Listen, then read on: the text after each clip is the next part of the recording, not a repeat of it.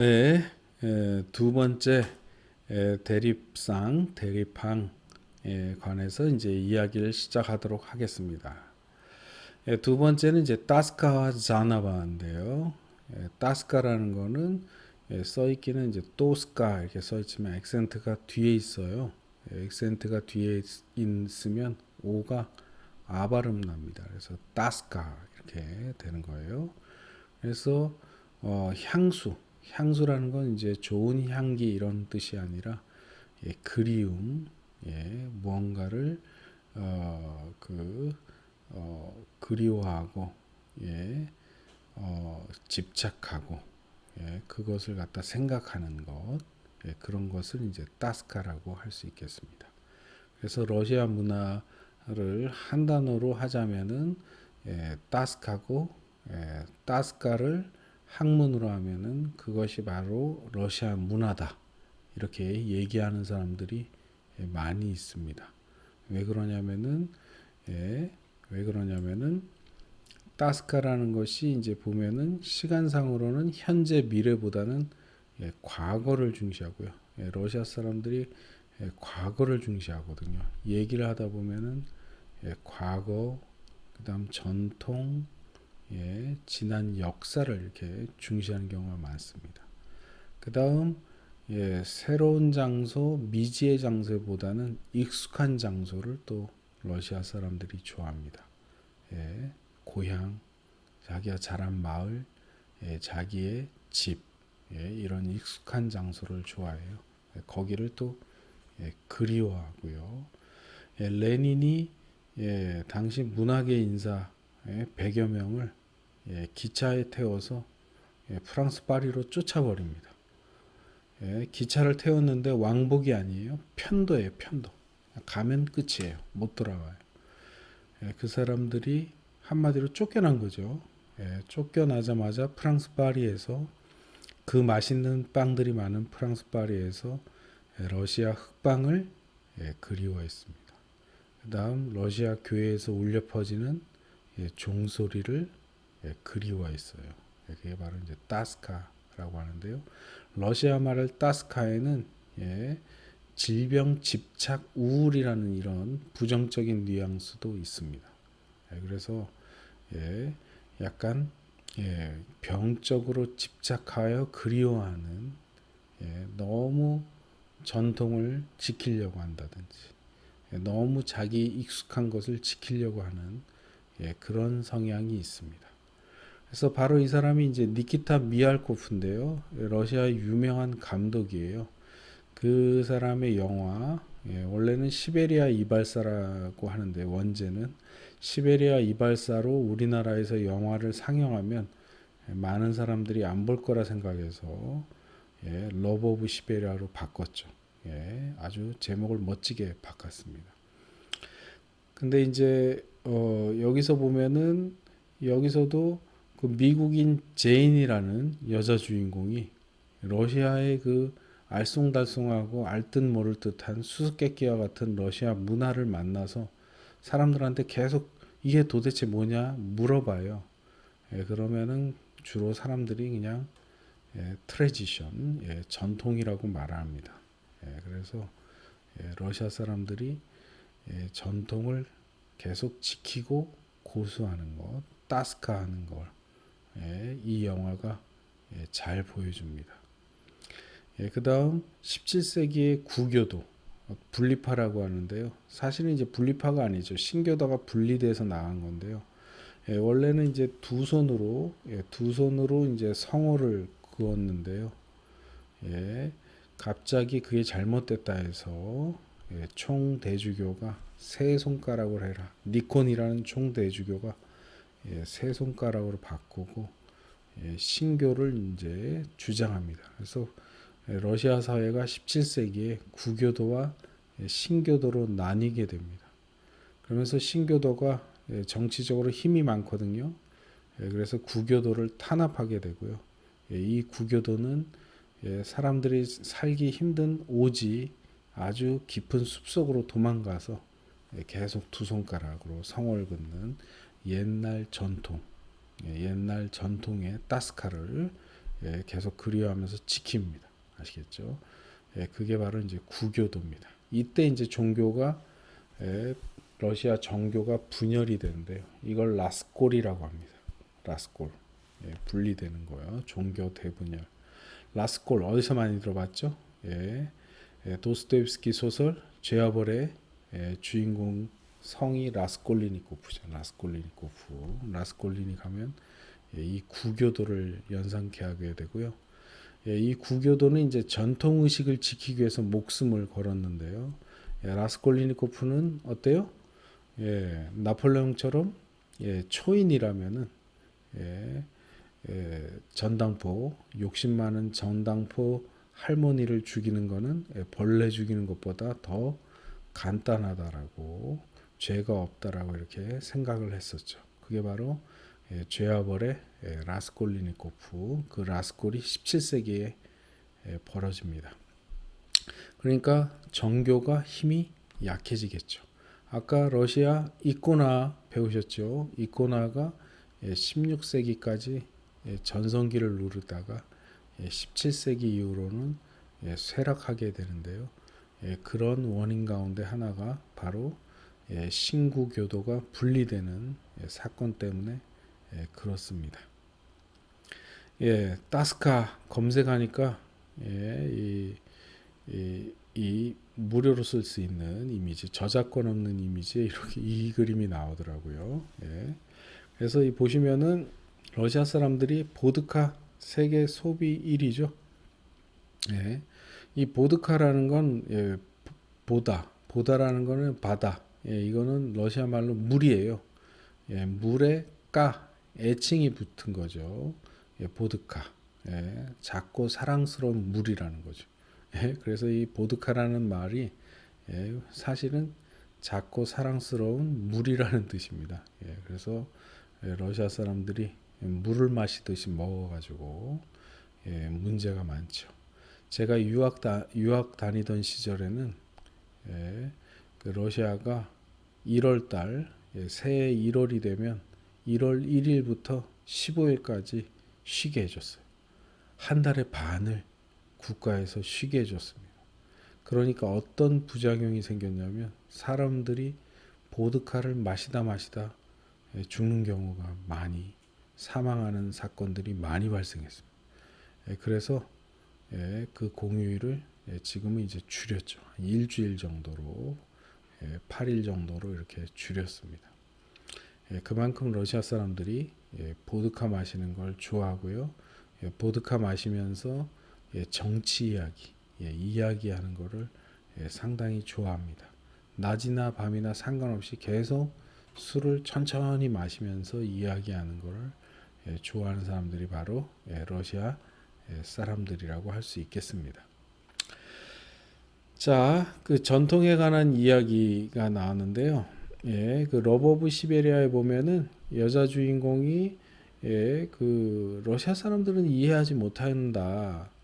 결혼식장에 갔더니 가장 기쁜 날 고리까 쓰다라는 말을 하고 또 다 운단 말이죠. 여성들이 결혼식장에서 운다. 이렇게 즐거운 날 웃어야 되는데 왜 울까? 러시아 사람들은 상당히 역설적이고 모순적이다. 이렇게 여자 주인공이 말을 하는데요. 그 가운데 하나인 결혼식에서 러시아 사람들이 신랑 신부에게 키스하라고 할 때 특이하게 고리까 쓰다란 말을 이제 합니다. 이거 왜 하냐 그러면 이제 전통이라고 이제 합니다.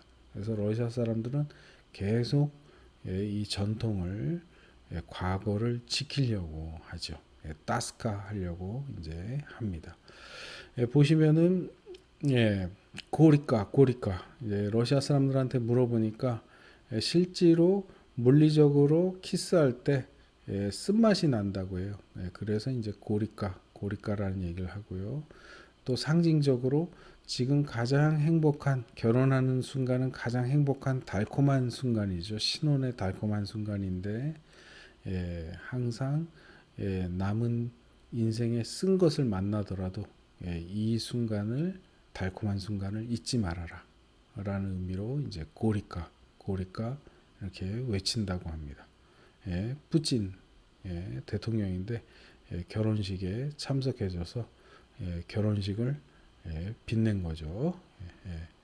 그 푸틴 대통령이 나온 김에 러시아 이름 체계에 대해서 말씀드리겠습니다.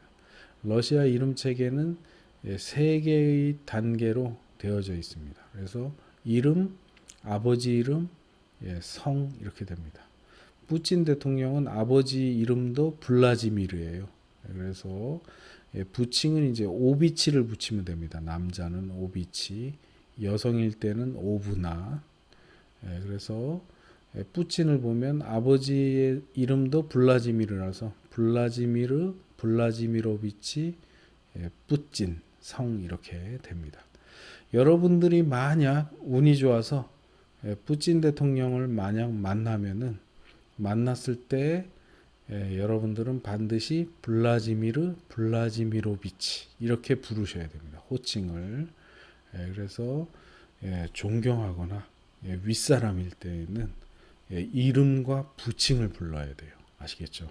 그래서 제가 모스크바 대학 갔었을 때 카페드라라고 학과 사무실에서 회의를 하는데 다 유명한 교수님들이에요. 다 유명한 책들에 다 있던 선생님들인데 책에서는 이름과 성만 씁니다. 즉 블라지미르 푸틴. 저서의 이름은 이렇게만 써요. 부칭을 모르는 거죠.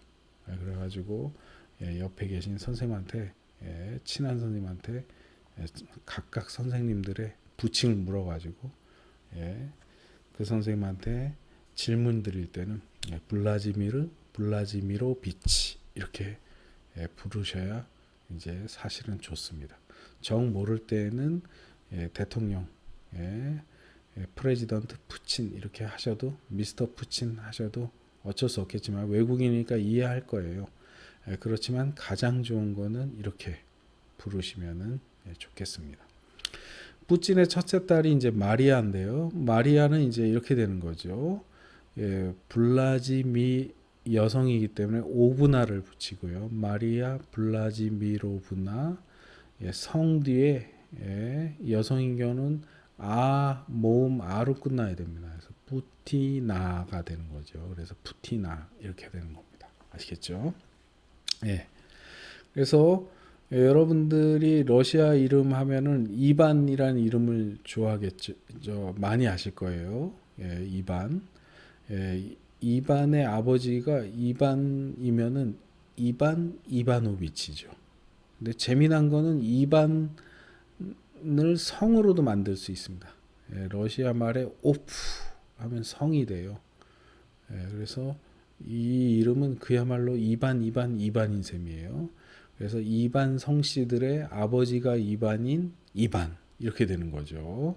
그래서 이바노비치, 이바노프 이렇게 됩니다. 남성인 경우에. 여성인 경우엔 레나, 이바노브나, 여기다 R을 붙이니까 노바가 됩니다. 아시겠죠? 이렇게 되는 겁니다. 레나, 이바노브나, 이바노바 이렇게 되는 거예요. 아시겠죠? 그래서 어렵습니다. 사실 어렵습니다. 그리고 이반이라고 또 친해지면 이반이라고 안 불러요. 바냐라고 그래서 애칭을 부릅니다. 이 바냐 바뉴시카 이 애칭으로 가면은 또 다 외우셔야 됩니다. 그래서 상당히 이름이 어렵죠. 자, 아까 류릭이 바이킹족이 와서 러시아를 통치했다 그랬죠. 그래서 러시아 황제는 이름만 있어요, 여러분들. 이반 사세할 때는 이반이라는 이름으로 네 번째 황제가 된 겁니다. 아시겠죠? 그러니까 당시 류릭 가문에 이반이라는 이름으로 황제가 된 네 번째 사람이에요. 이반 4세. 이반 3세가 있는데 이반 4세의 할아버지예요. 할아버지. 이반 3세. 이반 3세가 아까 크레물린 성벽 안에다가 교회를 많이 지었다 그랬죠. 그 사람이 바로 이반 3세. 이 사람은 이반 4세. 15세기, 16세기. 이 이반 4세가 그 성격이 불과 같습니다. 그래가지고 자기 아들을 그 황제의 홀이라고 하는데 지팡이로 그 며느리를 때리다가 그 며느리를 지키는 아들을 홀로 때려서 죽여요. 그래서 여러 아들이 병으로 죽고 첫째 아들은 약간 지적으로 문제가 있습니다. 그래서 보리스 고드노프라고 그 사람이 이제 원래는 처남인데 통치를 하게 되죠. 원래는 이반 사세가 그걸 걱정했는데 결국은 이제 그쪽으로 가게 되고요. 결국 이반 사세의 아들들이 다 어떻게 죽게 되면서 그 류릭 가문이 끝나게 됩니다. 그래서 새로 황제를 선출해야 되는데 류릭 가문에서는 못 구하니까 이반 4세의 장인어른이 있습니다. 그 장인 이름이 로만인데요. 그 장인 이름 로만을 로마노프 성으로 만들어 가지고 그 로마노프 가문에서 황제를 선출하죠. 그렇게 해서 이제 로마노프라는 성으로 다시 러시아 황제가 이제 나오게 됩니다. 그래서 러시아는 류릭 가문, 로마노프 가문 두 가문만 알면은 여러분들이 쉽게 러시아 그 계보를 알 수가 있겠습니다. 로마노프 보다가 이제 그 마블 영화 보면 블랙 위도우 지금 만들고 있나요? 아마 이미 만들었나요? 거기 보면 나타샤 로마노프 이렇게 되는데요. 나타샤 로마노바죠. 원래 로마노바로 해야 되는데 외국 사람들은 이렇게 R을 안 붙이기 때문에 나타샤 로마노프 스칼렛 요한슨이 이제 하고 있죠. 그래서 이 로마노프라는 거는 그 러시아 두 번째 왕족 왕의 성이다. 황제의 성이다. 이렇게 생각하시면 되겠습니다. 니콜라이 2세 때 이제 명맥이 끝나게 되죠. 니콜라이 2세 때 레닌이 혁명으로 정권을 잡게 되면서 다시 왕당파들이 살아있는 니콜라이 2세를 황제로 만들까봐 두려워서 1918년에 예카테린부르크 우랄산맥 아래쪽에 예카테린부르크라고 있습니다. 예카테린부르크라는 큰 도시 있는데 거기에 있던 황제의 가족들을 다 총으로 죽이게 되죠. 그게 이제 마지막 황제 니콜라이 2세입니다.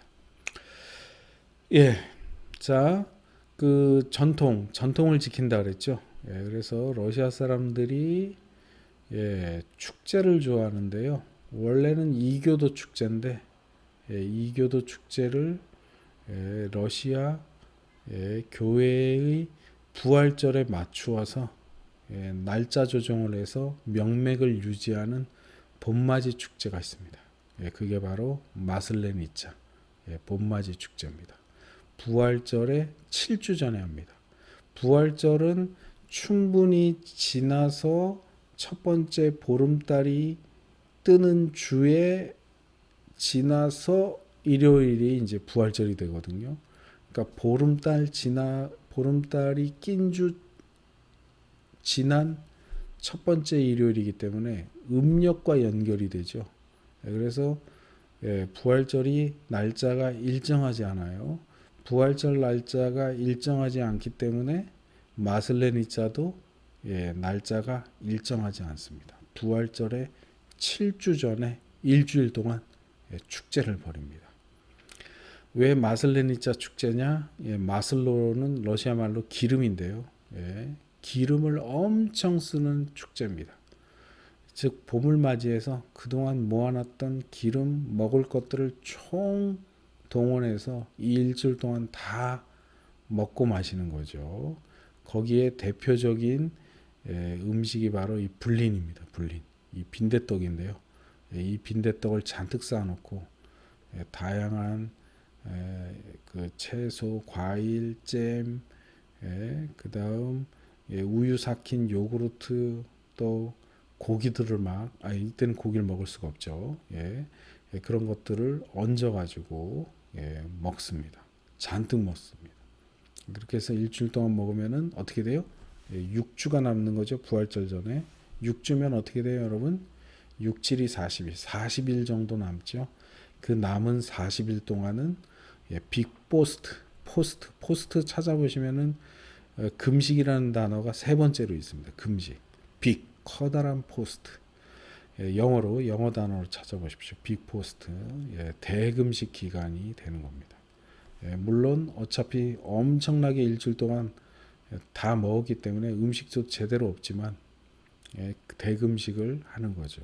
예수가 40일 동안 굶은 그 고생을 함께 사순절, 사순은 40일 그걸 함께 하는 겁니다. 그렇게 돼서 이제 부활절이 오게 됩니다. 그렇게 맞이하는 부활절이니까 얼마나 기쁘겠어요. 러시아 사람들은 교회의 그 절기 가운데 부활절을 가장 즐겁게 보냅니다. 부활절쯤 우리나라로 하면 4월 정도 되는데요. 4, 5월쯤에는 봄이 되죠. 아무래도 추운 나라다 보니까 봄에 부활절 때 가장 즐겁게 보냅니다. 우리나라는 교회 절기 중에 이제 크리스마스를 즐겁게 보내는데요. 러시아는 오히려 크리스마스를 경건하게 보냅니다. 러시아는 특이하게 12월 25일이 아니라 12월 25일에다 플러스 13, 1월 7일, 1월 7일 날 크리스마스를 보냅니다. 그래서 경건하게 조용하게 이렇게 보냅니다. 마슬레니자 축제 때 보면은 썰매를 타고 돌아다니고 친척 친지를 방문하고요. 이렇게 모여서 놀고 먹고 그다음 토요일 날은 특이하게도 마을 장정들이 모여서 서로 치고받고 싸웁니다. 그때 치고받고 싸울 때 피가 많이 땅에 떨어질수록 그 해가 풍년이 된다 해서 마음껏 치고받고 싸웁니다. 아무래도 그런 축제, 즐거움 이런 것들을 갖다가 그런 주먹 다짐으로 그런 폭력성을 완화시키는 그런 장치로서 토요일 날 마을 남정네들이 싸우는 것 같습니다. 그래서 축제에 주먹 다툼도 있는 축제가 바로 마슬레니자입니다. 마슬레니자는 이제 집으로 만든 허수아비 인형, 마슬레니자 일종의 신이라고 할 수 있겠죠.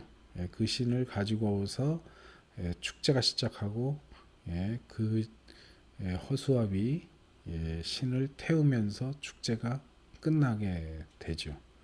그렇게 해서 맞이한 일요일은 주일이라 해서 성스럽게 보냅니다. 용서의 주일이라고 해서 계속 사람들한테 용서를 비는 주가 되고요.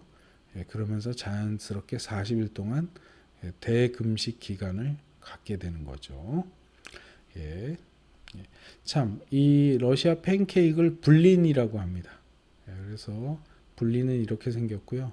밀가루와 이제 계란 이런 것들을 섞어서 아주 얇게 만들어서 이렇게 켜켜이 쌓아놓고 다양한 음식을 얹어서 먹습니다. 이 불린은 러시아 사람들이 욕으로도 씁니다. 그래서 러시아 사람들이 불린했을 때는 우리나라 말로 개떡 같다 그런 의미가 됩니다. 아시겠죠? 여러분들은 쓰시면 안 되겠고요. 그 다음에 이 분리는 첫 번째 분리는 실패를 뜻합니다. 왜 첫 번째 분리는 실패가 되냐면 후라이팬이 아무리 잘 달궈지고 기름을 잘 넣어도 첫 번째 불린 이 얇게 만든 게 잘 안 만들어져요. 그래서 찢어지게 되거든요.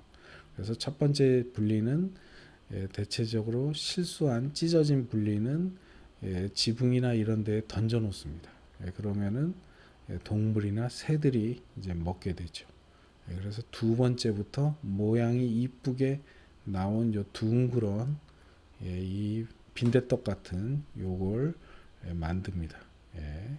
보시면 이게 동그랗죠? 이게 태양의 모양을 뜻하게 되고요.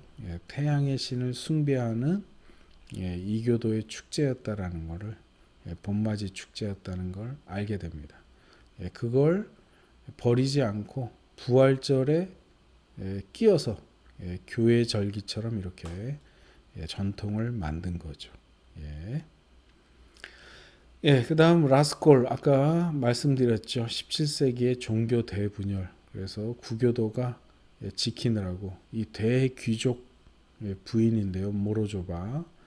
예, 그 유형을 가면서도 손가락 두 개를 이렇게 보여주고 있죠. 우리는 두 손가락으로 성호를 긋는다. 그래서 위, 아래, 그다음 이제 오른쪽으로 합니다. 예, 카톨릭은 왼쪽부터 가는데 오른쪽으로 합니다. 두 손가락으로 하면 구교도, 세 손가락으로 하면 신교도.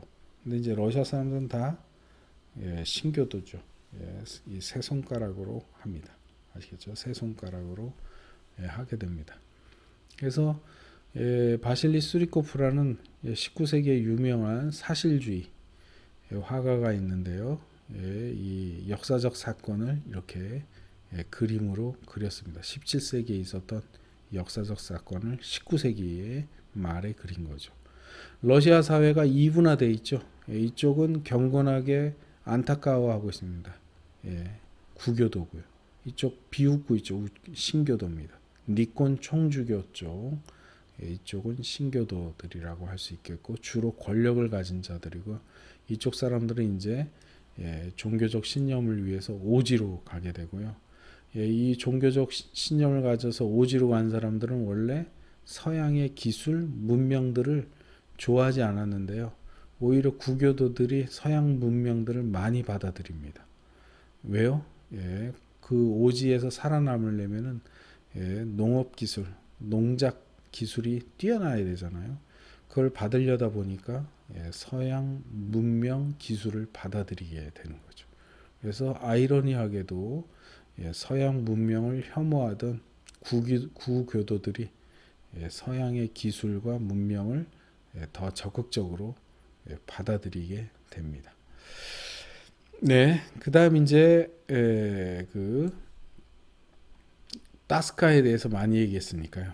자하나바에 대해서 얘기하겠습니다. 액센트가 앞에 있어서 뒤에 오 두 개는 나바, 아아 이렇게 되는 거죠. 자나바. 이때 자나바는 영어로 하면 anew, 완전히 새롭게 하다라는 겁니다. 그래서 러시아 사람들이 항상 전통을 고수하고 법칙을 준수하고 그 전통과 그다음 규범 일정한 예전의 것 문화 이런 것들을 지키는데요. 가끔은 그 완전히 그런 것들을 없애버리고 새로운 걸 추구하는 그런 자나바의 독특한 그 문화적인 특징들이 있습니다. 그런 거에 관해서 이야기하고자 합니다. 가장 대표적인 게 레닌이죠. 기존의 국가 전통 문화 이런 걸 다 없애버리고 새로운 국가 새로운 사회주의 문화를 만들려고 했죠. 거기에 동조하는 마야콥스키 또 말레비치. 그래서 전통적인 이런 사실적인 물론 역사화지만 사실적으로 그랬잖아요. 이런 것들을 없애버리고 점선면에 절대의 그림을 그린 새로운 그림 완전히 새롭게 가죠. 이런 걸 자나바라고 이제 합니다. 레닌보다도 더 일찍 실험했던 황제가 있었으니 그 사람이 바로 뾰트르 1세입니다. 18세기 초에 서구화를 추진합니다. 갑자기 서구화, 근대화를 추구하는 황제예요. 그거에 관한 이야기를 하도록 하겠습니다.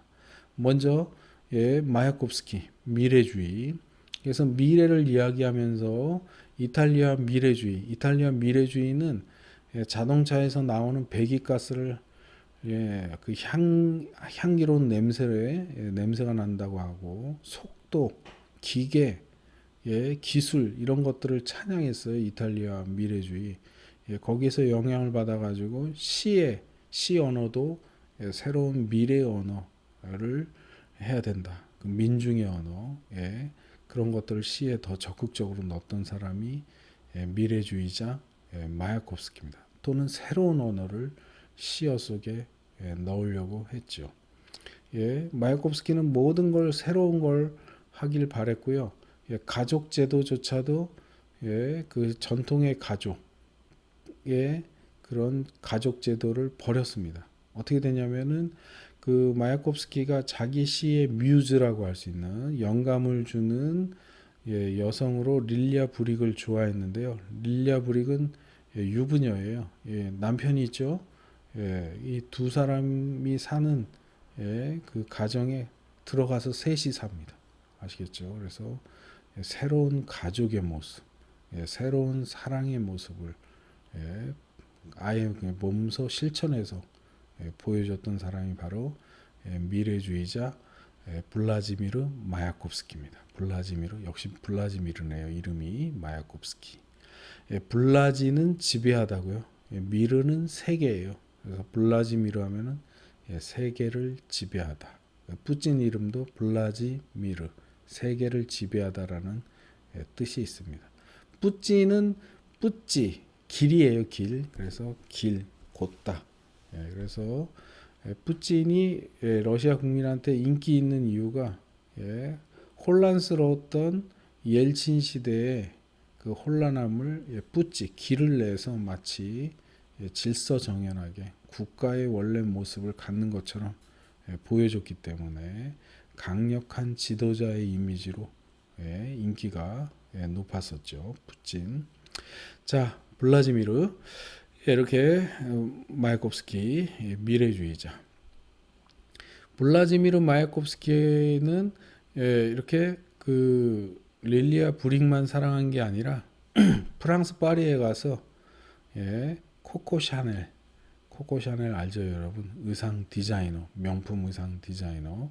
그래서 코코 샤넬도 보면은 일하는 여성을 위해서 기존의 여성들의 모든 거추장스러운 옷들을 다 잘라내고 그래서 이고르 스트라빈스키와 코코 샤넬이라는 영화 보시면은 코코 샤넬이 첫 장면 등장할 때 그 속옷을 가위로 막 자르는 장면이 있습니다. 상징적인 건데 일하는 여성을 위해서 거추장스러운 옷들을 다 이 코코 샤넬이 제거하고요.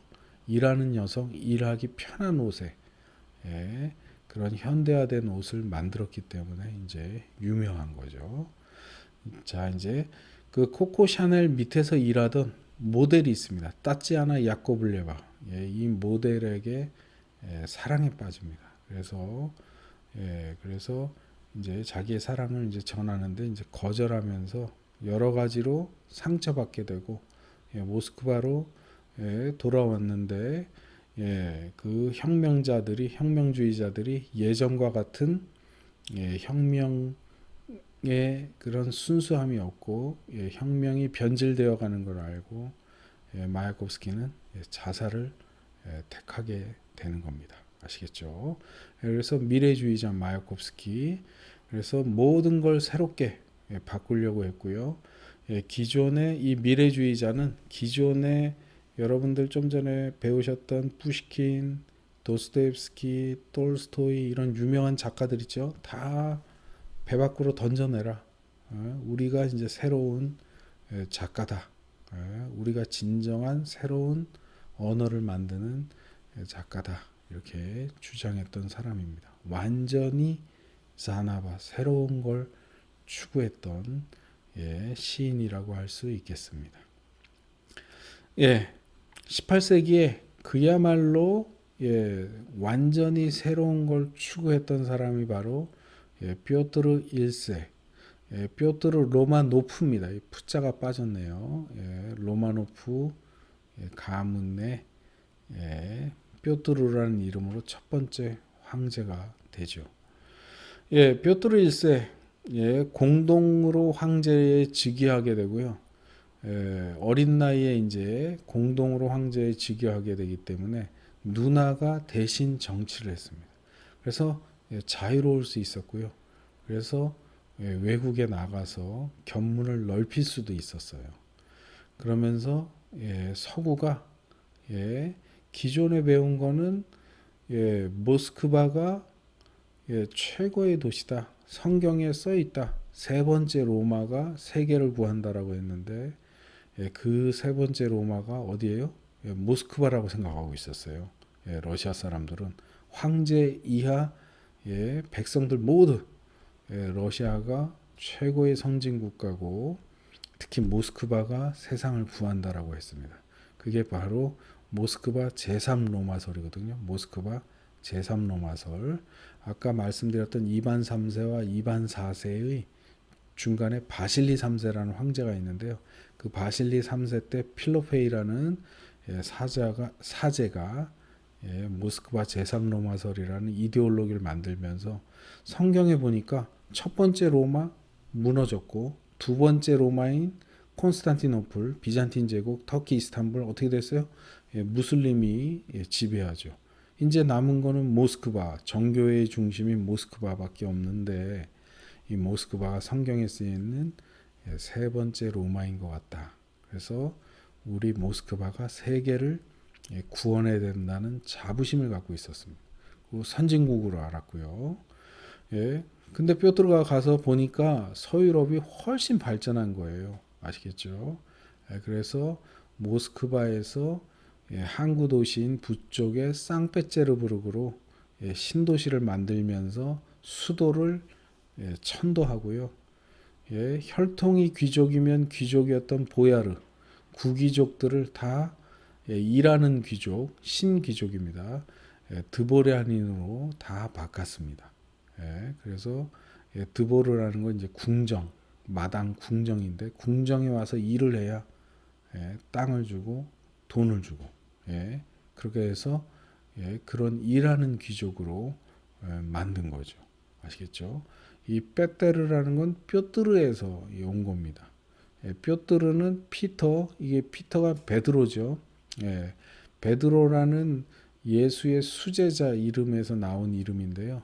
베드로는 원래 반석이라 해서 큰 바위, 큰 돌인데 재미나게도 상페테르부르크는 뾰트르 1세가 엄청난 돌을 거기다 쏟아 부어 가지고 토대를 다지고 그 위에 신도시를 만듭니다. 정말로 돌의 도시예요. 아시겠죠?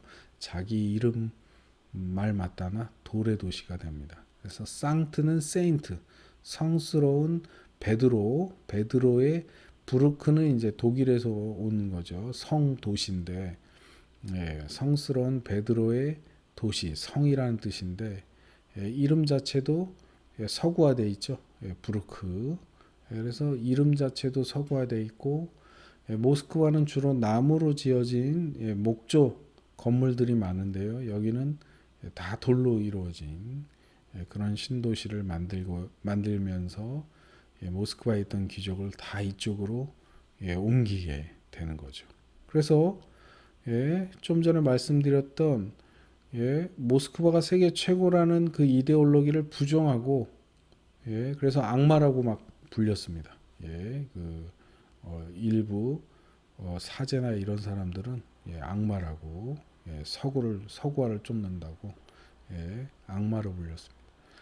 더군다나 역사적 전통을 자랑하는 모스크바를 버리고 상페테르부르크로 간다니까 늪지대의 항구 도시로 간다니까 더욱더 황제를 싫어하는 귀족들이 있었습니다. 도태되는 귀족들도 싫어했죠.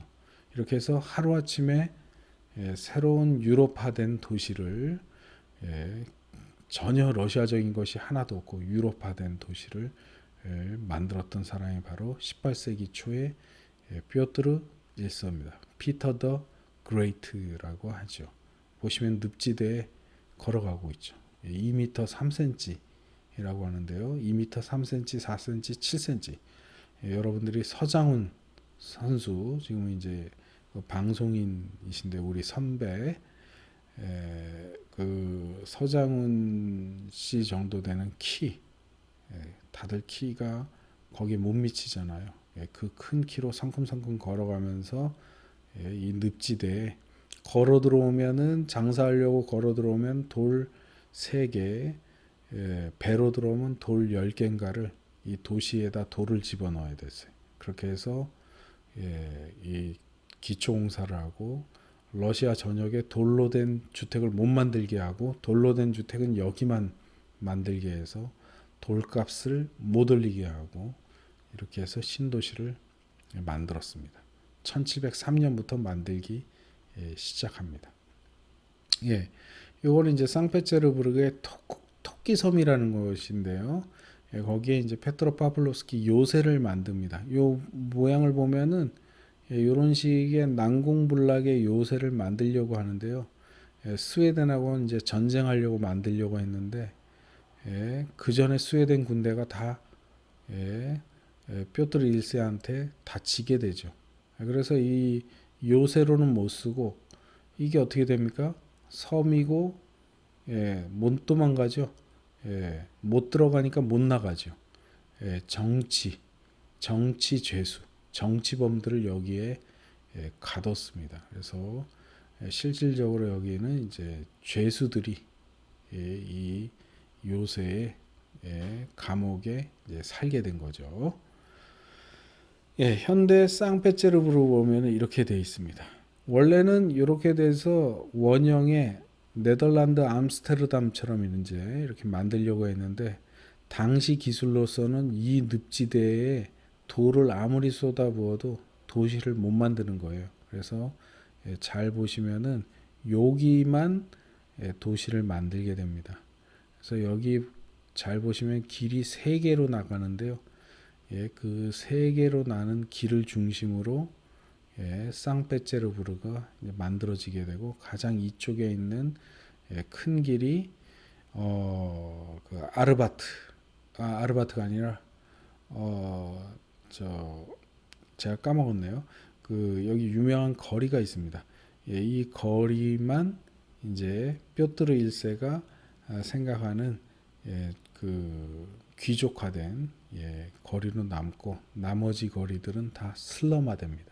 슬럼화돼요. 그래서 한 집에 예, 수십 명씩 막 살기도 하고 그렇게 되면서 외국인 노동자도 오게 되고 그래서 이쪽은 이제 도시 슬럼화가 진행이 되고요. 아 네프스키 네프스키대로만 이제 귀족들이 살고 번화한 거리 뾰트르 대제가 원래 생각했던 그런 거리의 모습을 이제 갖게 됩니다.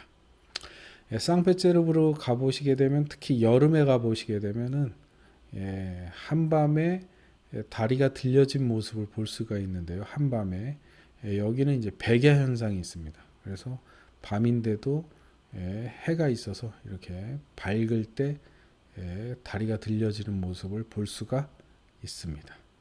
그 다음 도스토옙스키가 이제 상페테르부르크에 살았어요. 아까 말한 슬럼화된 지역 예, 가까운 쪽에 예, 살았고요. 바로 여기가 이제 도스토옙스키의 예, 박물관이 이제 되게 되는 거죠.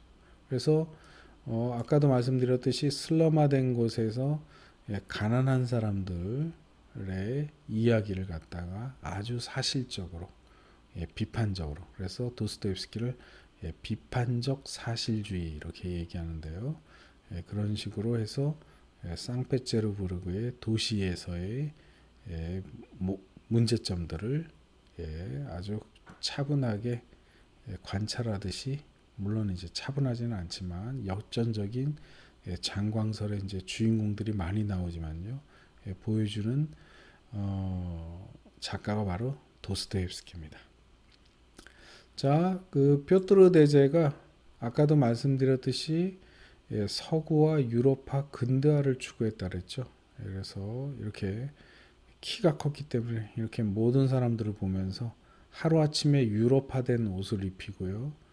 예, 유럽식의 가발도 씌우고요.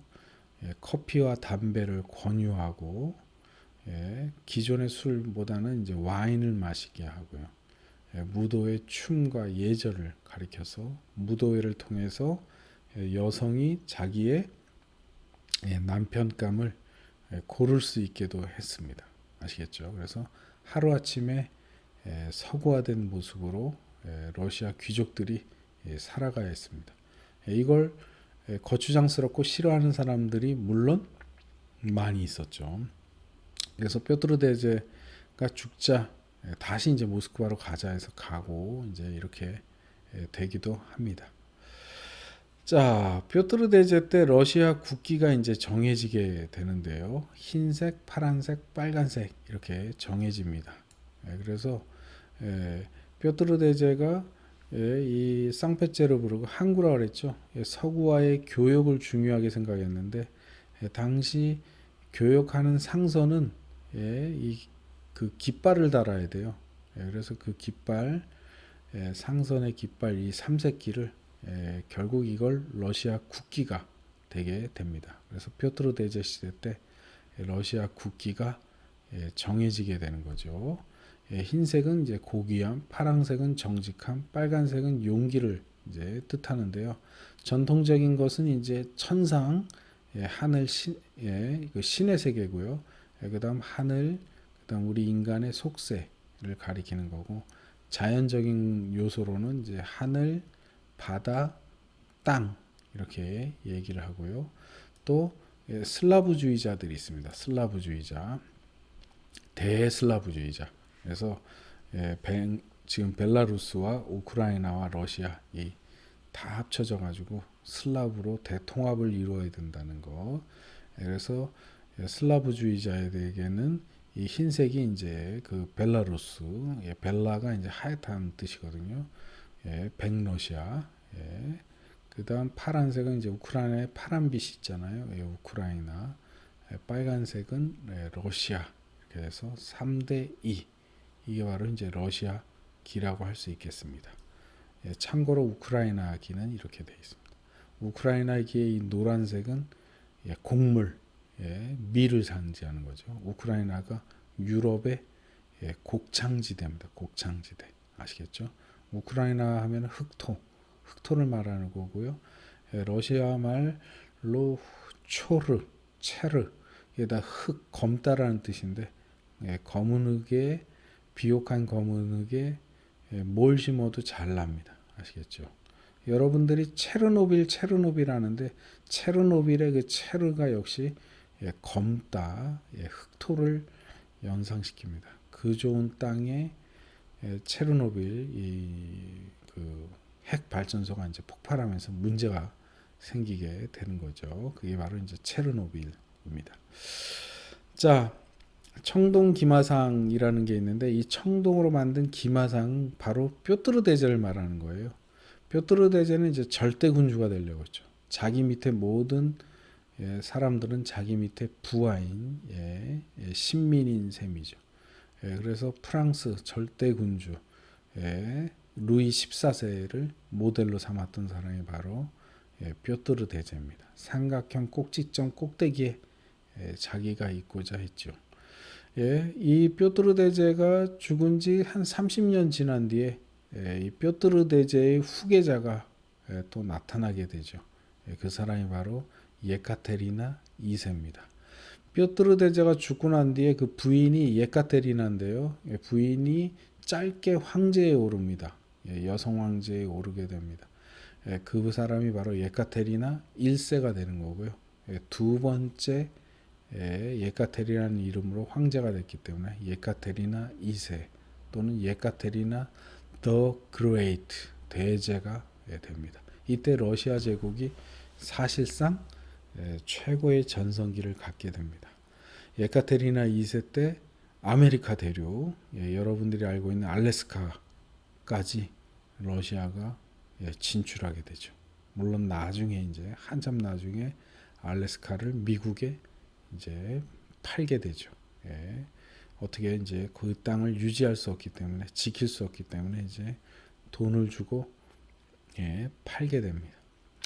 자, 예카테리나 2세는 절대 군주가 아니라 이제 계몽 군주가 되고자 했습니다. 그래서 볼테르, 유명한 프랑스 계몽주의자와 서신 편지로 이야기를 나눌 정도로, 그리고 자기 위에 법을 세워 놓고자 이제 했던, 그래서 법의 통치를 이제 하려고 했는데, 그때 뿌가초프라는 밀란이 일어납니다.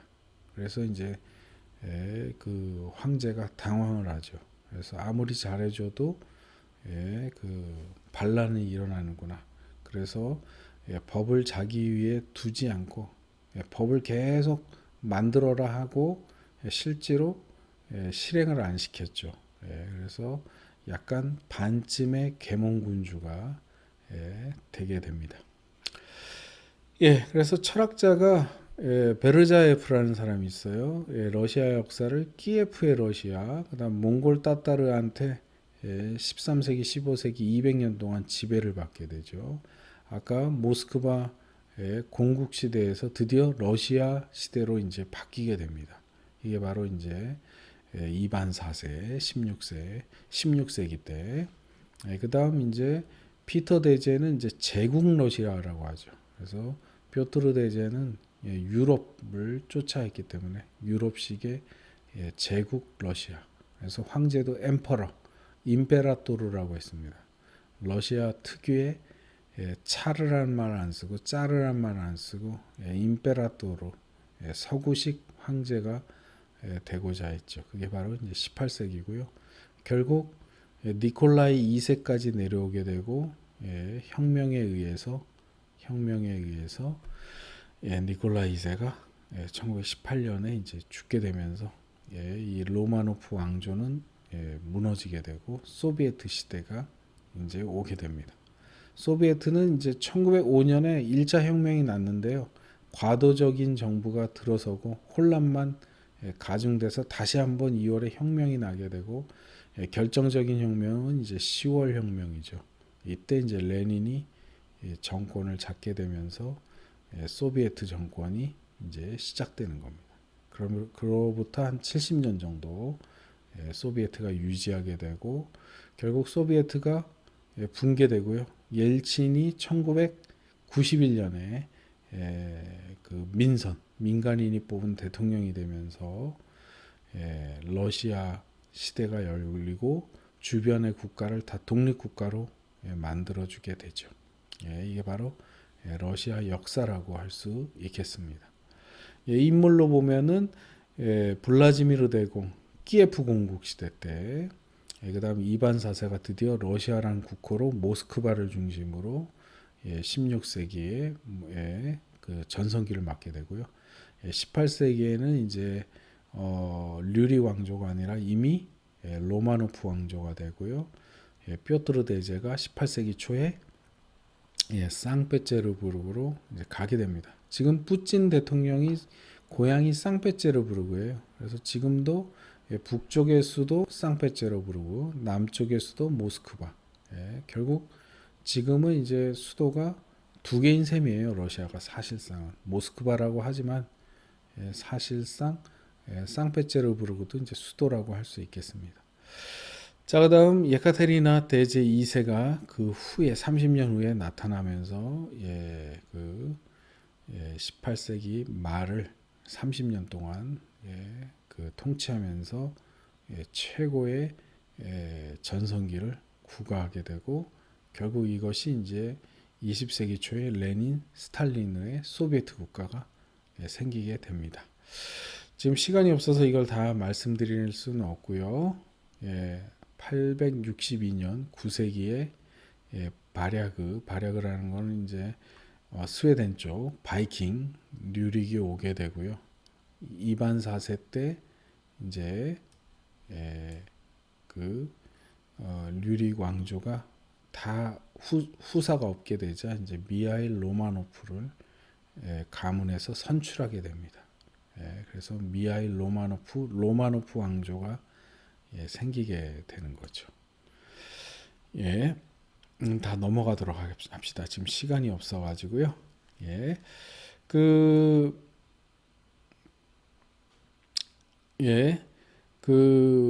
예카테리나 2세 때 그 계몽군주로서 여왕이 자부심이 있었기 때문에 볼가강이나 이런 그 강을 유람하면서 자기가 만든 도시가 얼마나 발전했는지 보고 싶어 했습니다.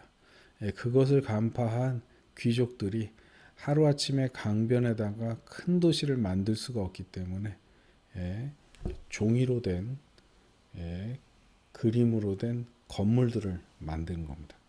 종이 그림을 쫙 늘어뜨려 놔요. 그래서 에카테리나 2세는 이제 멀리서 이게 잘 안 보이니까 이게 다 자기가 만든 건물로 이렇게 보이는 거죠. 그래서 종이의 이 건물들, 이런 2차원적인 종이의 건물 움직임, 이런 것들을 애니메이션으로 만든 사람이 있습니다.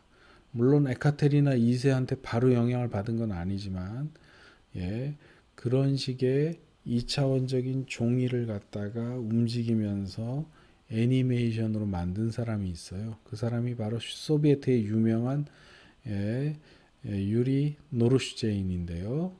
예, 바로 이 사람입니다. 유명한 것이 이제 안개에 쌓인 고슴도치라는 건데요. 이 고슴도치가 2차원의 한마디로 종이에요. 종이라고 보시면 되겠어요. 그걸 움직이면서 조금씩 움직이면서 애니메이션으로 만드는 거죠.